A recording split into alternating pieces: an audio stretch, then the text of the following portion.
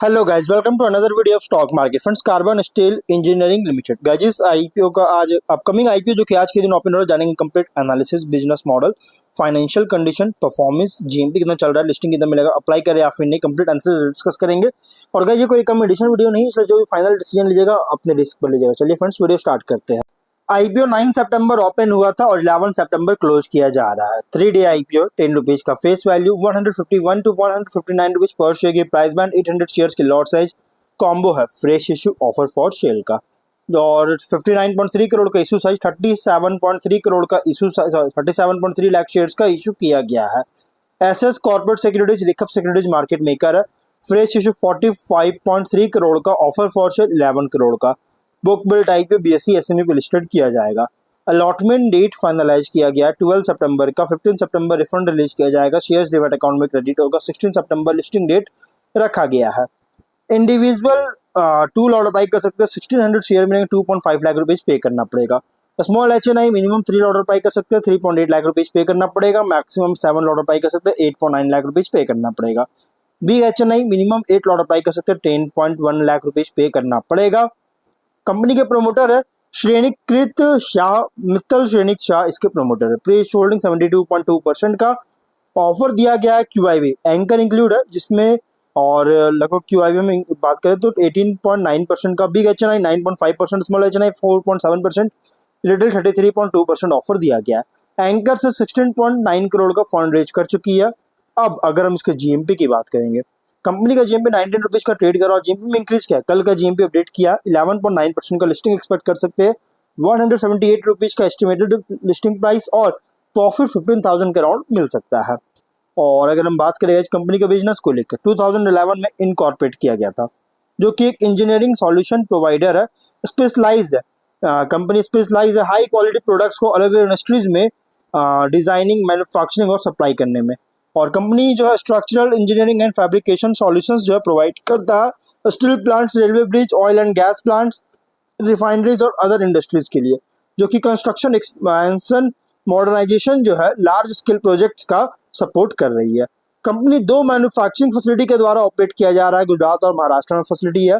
Heavy steel structures, पीईबीज और steel bridge का production कर रही है। कंबाइंड कैपेसिटी है 32,400 मिलियन टन पर ईयर का। सर्विस जो ऑफर कर रहा है इसमें हेवी स्टील फैब्रिकेटेड स्ट्रक्चर्स, जो कि लार्ज स्टील कंपोनेंट्स होता है, जो कि सपोर्टेड होता है हेवी लोड्स में, को सपोर्ट करता है इंडस्ट्रियल और इंफ्रास्ट्रक्चर प्रोजेक्ट्स में। प्रेसिशन फैब्रिकेटेड स्टील स्ट्रक्चर, जिसमें कंपनी कस्टमाइज्ड स्टील कंपोनेंट्स का जो रिक्वायरमेंट होता है, हाई एक्यूरेसी का जो के लिए रिक्वायरमेंट होता है इंडस्ट्रियल और प्रोसेस एप्लीकेशन के लिए। और स्टील ब्रिज स्ट्रक्चर्स, जो कि स्टील कंपोनेंट्स होता है रेलवे और रोड ब्रिज को कंस्ट्रक्ट करने के लिए, हाई लोड बियरिंग कैपेसिटी के साथ। प्री इंजीनियर्ड बिल्डिंग्स, जो कि पीईबी जो हम लोग बोलते हैं, कस्टमाइज्ड स्टील सिस्टम्स होता है एफिशिएंट, कॉस्ट इफेक्टिव इंडस्ट्रियल और कमर्शियल बिल्डिंग कंस्ट्रक्शन के लिए।